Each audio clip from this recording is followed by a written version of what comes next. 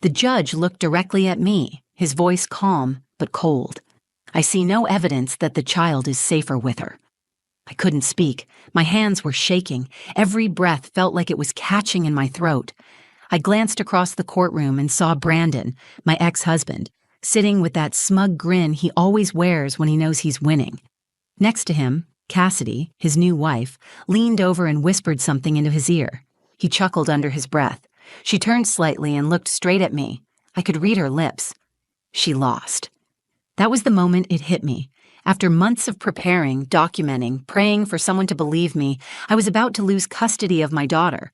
Not because I was a bad mother, not because I didn't love her more than anything in the world, but because I didn't have the right kind of proof, the kind that fits neatly into court documents, the kind that doesn't come with a child's fear or a mother's gut instinct. Brandon had painted me as unstable, over-emotional, unfit. He told the court I worked nights and left our daughter unattended.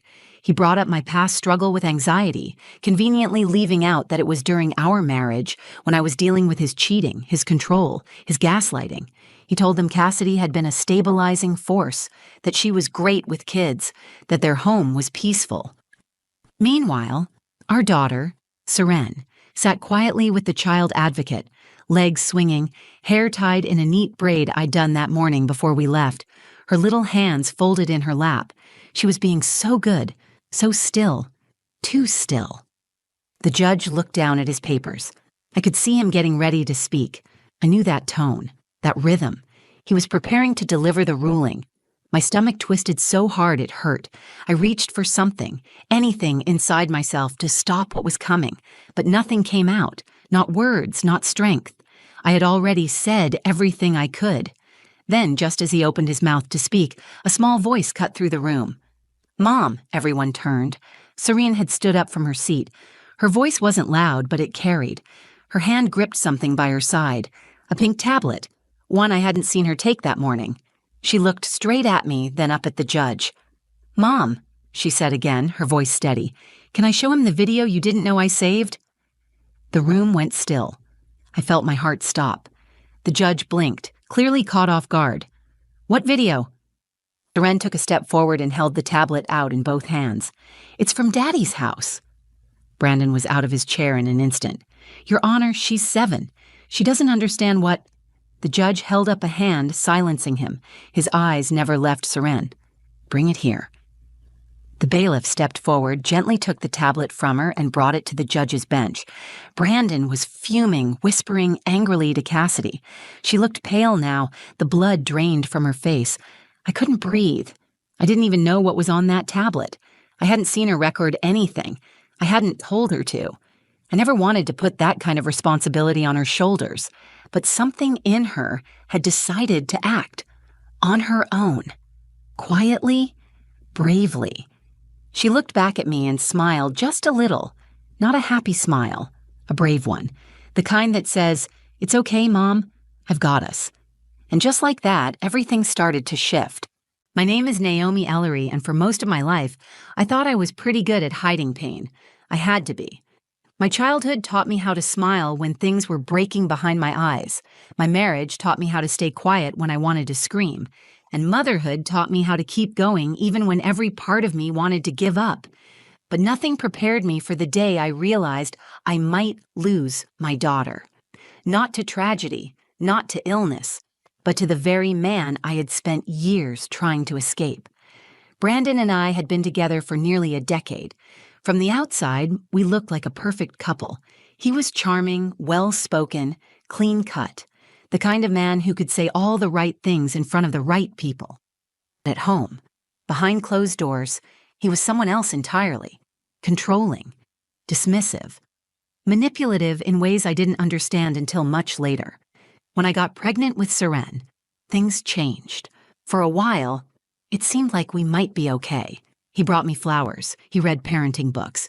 He held my hand at doctor's appointments, but it didn't last.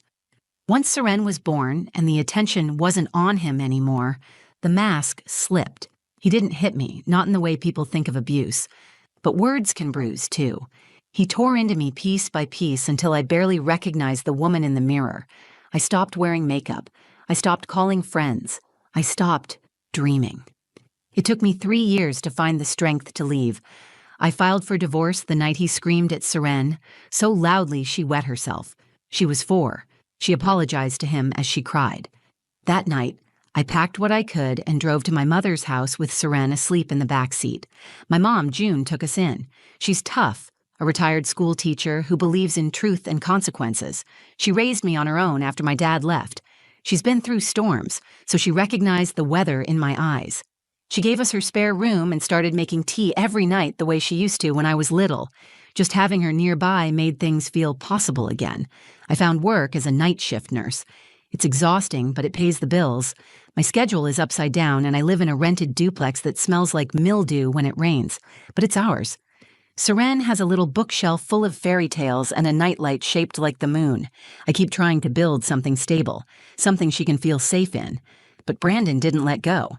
He filed for joint custody almost immediately, and because he had never been arrested, never left a bruise, the court saw no reason not to allow it. He got weekend visits. At first, Seren would come back quiet, withdrawn. She stopped drawing for a while. She started wetting the bed again. She wouldn't talk to me about what happened there, only that Cassidy, Brandon's new wife, didn't like when she cried. Cassidy came into the picture like a thunderclap. She was younger, pretty in an Instagram-filtered kind of way, and always dressed like she was headed to a business meeting. Brandon married her 6 months after our divorce was finalized. She moved into my old house and started playing the role of doting stepmother. She posted pictures of Seren smiling on Facebook and used captions like, "Our perfect little blended family." But Seren's eyes in those photos were never smiling. I started keeping notes. I took pictures of every bruise, every scratch, every time Seren said she fell down the stairs, but wouldn't meet my eyes. I recorded her nightmares when she'd wake up screaming and shaking. I brought it all to my lawyer, but he told me it was circumstantial. We needed hard evidence. And so I braced myself for court. I stayed up late preparing statements. I worked extra shifts to pay for a custody evaluator. I tried to believe the truth would be enough, that someone would see past Brandon's polished lies and understand what was really happening. But the closer the hearing came, the more doubt crept in. I'd seen how people believed him. He had a way of twisting things, of making me seem irrational just by staying calm. I knew I was walking into a courtroom that wasn't built to understand quiet pain. The morning of the hearing, I woke up before dawn. Seren was still asleep, curled up under her favorite quilt with her arms wrapped around her stuffed giraffe. I kissed her forehead and whispered, "I love you." Then I got dressed, packed my evidence, and prayed that someone, anyone, would finally listen. What I didn't know was that Seren had already found a way to speak. The courthouse smelled like dust and old coffee, the kind of smell that settles in your clothes and follows you home. I walked in alone, gripping my folder so tightly my knuckles hurt.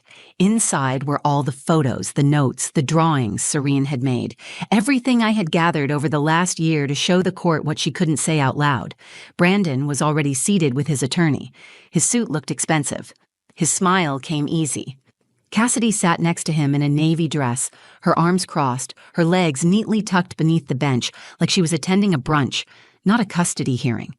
They looked like the picture of stability, and I hated how convincing it all was. The courtroom filled slowly. My mother sat in the back row, her hands folded, her face unreadable. The child advocate led Seren to the bench reserved for minors. She sat quietly, feet barely touching the floor. Her pink backpack rested on her lap. She didn't look scared. She looked small, smaller than I remembered her being just that morning. When the judge entered, everyone rose. He was tall, serious, and spoke with a voice that didn't invite questions. He introduced the case, reviewed the timeline, and opened the floor for each side. Brandon's attorney stood first. He began by praising Brandon's character, his stable employment, his marriage to Cassidy, and the positive environment of their home. He mentioned my anxiety. He brought up my night shifts, how Seren spent evenings with my mother, how I had changed addresses twice since the divorce. He called me inconsistent. I sat still as he picked apart my life with surgical precision. He didn't lie. He just told pieces of the truth that sounded uglier when stacked together. Then it was my turn. I stood up and gave everything I had. I told the judge about Seren's nightmares, about the bruises she couldn't explain, about the time she flinched when someone knocked on the front door. I explained how I had documented everything. I handed over drawings Seren had made, showing a stick figure girl behind bars crying. I submitted voice recordings of her whispering that Cassidy didn't like her, that Daddy yelled a lot, that she wanted to stay home with me. The judge listened, but I could tell it wasn't landing. His expression didn't change. When I finished, he asked if there was any physical evidence, any video, any witness. I looked down at my shoes. No, Your Honor. The courtroom went quiet. Brandon leaned back in his chair with that smug tilt of the chin I had come to hate.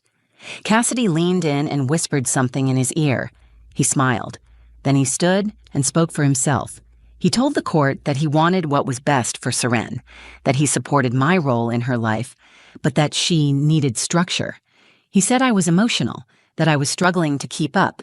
He used the word unstable. He wrapped it in polite language, but it cut like a blade. He ended by saying he and Cassidy had created a nurturing home, and he would never expose Seren to harm. I wanted to scream, but I knew that would only prove his point. The judge asked to speak with Seren privately, then called for a short recess. I sat down hard, my legs shaky. My mother leaned forward and squeezed my shoulder. You did what you could. I wasn't sure it was enough. When we returned, the judge summarized what he had reviewed. He said that while he saw signs of concern, there was no concrete proof of abuse. He noted the conflicting testimonies, the lack of medical reports, the absence of objective evidence. Then he paused. I held my breath. My palms were slick with sweat. I see no evidence, he said, that the child is safer with her. I didn't hear anything after that. The words echoed and twisted until everything felt distant. My body sat still, but my heart was screaming. I looked at Seren. Her head was bowed. Her fingers clutched the straps of her backpack. Across the room, Brandon smirked. Cassidy whispered, "She lost." Something inside me broke. I thought that was the end, but it wasn't. Because then, Seren stood up. Serene stood up slowly, both hands gripping her backpack. Her voice was quiet, but in the silence that followed the judge's ruling, it was the only thing anyone could hear. "Mom," she said, her voice calm but clear. "Can I show him the video you didn't know I saved?" Everything in the room stopped. The judge raised his eyebrows. Brandon looked over, confused, then concerned. Cassidy turned sharply toward Seren. I sat frozen, heart pounding in my chest, unsure if I had heard her right. "What video?" the judge asked, his tone cautious but curious. Serene didn't answer right away. Instead, she unzipped her backpack and pulled out her pink tablet. It had a small crack along the edge and stickers of stars and bunnies covering the back. She hugged it close for a second, then stepped forward and held it out to the child advocate. The judge looked down from the bench. "Please bring that to me," he instructed. The child advocate glanced at me, then walked with Serene toward the bailiff, who gently took the tablet and brought it up to the bench. The judge adjusted his glasses and tapped the screen, scanning its contents. He pressed play. No one spoke. Brandon shifted in his seat, visibly nervous now. Cassidy sat rigid, eyes locked on the judge. I didn't move. My hands were clenched so tightly in my lap I could feel my fingernails digging into my palms. A few seconds passed. Then the judge looked up sharply. "Where and when was this recorded?" he asked. Serene's voice remained steady. "At Daddy's house last month. I used the camera app." The judge nodded and returned to the screen. He turned the volume up. We all heard it. Brandon's voice, loud and unmistakable, echoing from another room. He was yelling. Not frustrated, not annoyed, but full of rage. Accusations and insults flew in every direction. Then Cassidy's voice entered the frame. She was yelling too, sharper, more targeted. The sound of something slamming, a chair or a door. Serene's quiet sobs could be heard under it all. Then Cassidy's voice, cold and direct. "If you don't stop crying, I will give you something to cry about." Then the sound of a hand hitting something, a thud, a whimper, and Serene's voice muffled and scared. "Ow, please don't." I couldn't listen anymore. My throat was tight, my stomach churning. I turned away, but the damage had already been done. The courtroom, once filled with murmurs and whispered judgments, was silent. The judge took off his glasses. His face, up until now composed and detached, had changed. His jaw was tight. His voice, when he spoke, was different. "This is extremely serious." Brandon stood up. "Your Honor, that recording was taken without consent. It's manipulated. She probably—" "Sit down, Mr. Ellery." Brandon's mouth opened again, but the bailiff took a step forward. He sat. Cassidy looked pale now. Her arms were crossed so tightly they looked locked. She leaned toward Brandon, whispering furiously, but he wouldn't look at her. The judge spoke again. "This video constitutes credible evidence of potential child endangerment and emotional abuse. The court will immediately refer this matter to Child Protective Services and law enforcement for further investigation." He turned toward me. "Effective immediately, sole physical and legal custody is granted to Ms. Naomi Ellery. Mr. Ellery is restricted to supervised visitation until a full evaluation is conducted. This ruling takes effect today." I didn't move. I couldn't. The words took a moment to reach me, to register in my bones. Then Seren turned and looked at me. That same brave smile from before, just a little wider now. She didn't run. She walked to me slowly and wrapped her arms around my waist. I bent down and held her, my cheek against her hair, the tablet still in her small hand. The courtroom buzzed back to life behind us. The bailiff was speaking with the clerk.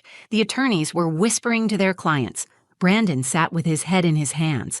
Cassidy stared straight ahead like she couldn't see anything at all. I didn't care. I didn't look at them again. Serene had saved herself. She had saved us both. And for the first time in a very long time, I felt safe. I sat there with Serene's arms wrapped around my waist as the courtroom moved in a blur around us. The judge was still speaking, but I only caught fragments. Emergency custody, immediate protection order, investigation launched, supervised visitation. Every word pulled us further away from the nightmare we had been living in. The bailiff approached and quietly asked me to come forward and sign a temporary custody transfer form. Serene's fingers tightened on mine, and I brought her with me. I wasn't letting go, not even for a second. As I stood there, pen shaking in my hand, I looked up at the bench. The judge met my eyes and gave a small nod, the kind that says, "Now I understand." He didn't smile, but his expression had changed. There was something in it that hadn't been there before. Recognition, a kind of silent apology. I signed the form. When I turned around, I saw Brandon still in his seat. His face was tight, red around the edges, his jaw clenched. Cassidy sat beside him, like a statue. Her hands were folded so tightly her knuckles had gone white. Neither of them looked at me. Neither looked at Seren. Seren watched them quietly as we walked past. She didn't say a word. She didn't need to. Her truth had already spoken louder than anything either of them had tried to say for months. Outside the courtroom, the air hit different, brighter, quieter, the kind of silence that follows a storm. I bent down and looked Seren in the eyes. "Where did you learn to do that?" I asked her. She blinked like she wasn't sure if she was in trouble. "I heard you tell Nana that you needed proof, that people don't believe unless there's proof. So I used the tablet. I hid it under the couch pillow. I didn't tell you because I thought, if you knew, you'd be scared." My throat burned. "You were scared," I said. She nodded. "But you did it anyway." She nodded again. I pulled her into my arms and held her so tightly I could feel her heartbeat against mine. For the first time in a long time, I wasn't holding her to protect her. I was holding her because she had protected herself.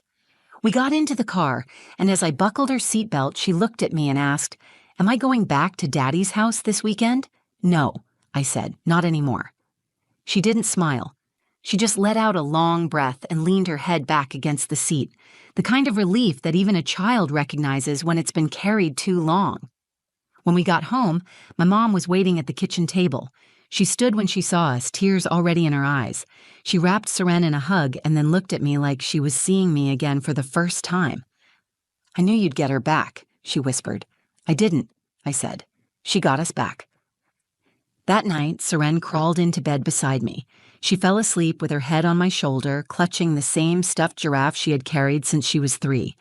I watched her chest rise and fall, peaceful, safe. The next morning, I called my lawyer. We filed for a permanent custody modification. I submitted the video as evidence. The police opened an investigation. Cassidy was charged with child endangerment. Brandon was placed under a formal review by Child Services. His weekend visits were suspended, and a guardian ad litem was assigned to monitor all future interactions. I started hearing from people I hadn't expected. The court-appointed therapist offered additional support. A woman from a local shelter reached out and connected us with a counselor for children recovering from emotional trauma. My workplace adjusted my schedule so I could be home more during the day. The world didn't change overnight, but for the first time, it felt like it could. The following weekend, Seren and I went to the park. We walked by the lake, bought lemonades from a stand near the playground, and sat on the swings until the sun began to set. At one point, she looked up at me and asked, "Can we plant something? Like a flower or a tree?" I asked her why. Because everything feels new now, and when things feel new, you should plant something. So we did. The next day, we went to the garden center, picked out a small tree with pink blossoms, and planted it in the backyard. She named it the Restart Tree. Every time I look at it, I remember that courtroom. The silence after her voice, the sound of truth breaking through lies, and the moment I realized that sometimes, even at 7 years old, a child can change everything. It's been 5 months since the courtroom fell silent, and Seren stood with that tablet in her hands. 5 months since the judge reversed the decision and gave us back the life I was afraid we had lost forever. A lot has changed since then. Some of it happened quickly, like the investigation into Brandon and Cassidy. Others happened slowly, like the way Seren started sleeping through the night again. No more screaming from nightmares. No more waking up and asking if she had to go back. The court made the custody change permanent after a full review. Brandon's visitation rights are now limited and supervised, and only allowed in the presence of a licensed child advocate. Cassidy was charged with child endangerment and fined. She took a plea deal, and part of her agreement prevents her from having any unsupervised contact with Seren for the next 3 years. Seren still asks questions. Sometimes she wants to talk about the day in court. Sometimes she just wants to know why adults lie. I never give her complicated answers. I tell her the truth in words she understands. Some people lie because they don't want the truth to change things. Some people hurt others because they're hurting inside. And sometimes people stay silent when they should speak up because they're scared. But the most important thing I remind her is that what she did that day was not just brave. It was right. She carries a quiet kind of strength now. Not loud, not proud, but steady. She's starting to laugh more. She paints on weekends. She made a friend at school named Mia, and they've become inseparable. They sit together at lunch. They draw unicorns and foxes and leave sticky notes on each other's desks that say things like, "You're magic and we're best forever." As for me, I've learned to breathe again. I used to live in fear, measuring every moment by how it might be used against me. I don't do that anymore. I still have hard days. I still carry the weight of everything we went through, but it's not the same kind of heavy.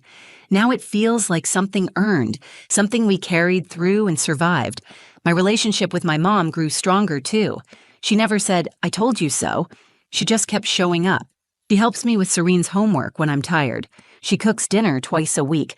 Sometimes we sit in the backyard and just watch Seren run through the grass, her arms stretched out like she's flying. That tree we planted is growing fast. Seren waters it every evening. She named it the Restart Tree, and the name stuck. It stands in the corner of our yard near the fence line, pink blossoms blooming stronger every week. It's become a symbol for us, a reminder that even after the ugliest winters, something good can take root. I've started journaling again. I write down the things I want Seren to know when she's older, not just about what happened in court, but about the kind of woman I hope she becomes. Brave, yes, but also kind. Strong, but not hardened. Smart enough to speak, but wise enough to listen. I tell her in writing what I tell her every night before bed. You are safe. You are loved. You are never alone. There are people who told me to stop fighting, that the courts rarely side with mothers without hard proof, that sometimes, even when you know something is wrong, the system won't see it until it's too late. I believed that for a while. I let that fear eat at me. But Seren didn't. Somehow, she found a way to tell the truth when I couldn't anymore. She reminded me that sometimes what saves us isn't the system or the law. Sometimes it's one moment of courage from someone we love. We're not broken. We're rebuilding. And the foundation this time is real. This story didn't end the way I thought it would. It ended better. Not because it was easy or fair, but because a little girl decided to speak when no one else would. That's what changed everything. If this story moved you, if it made you feel something, or reminded you of your own strength or someone else's, please take a second to like this video. Share it with someone who might need to hear it today. You never know who's waiting for a story like this to remind them they're not alone. I'd love to hear your thoughts or experiences in the comments. Whether you're a mom, a survivor, a child of divorce, or someone who's found the courage to speak up, your voice matters here. And if you want to hear more true stories that uncover the quiet power people carry, please subscribe to the channel and turn on notifications so you don't miss what's next. Thank you for watching, and thank you for listening, not just with your ears, but with your heart.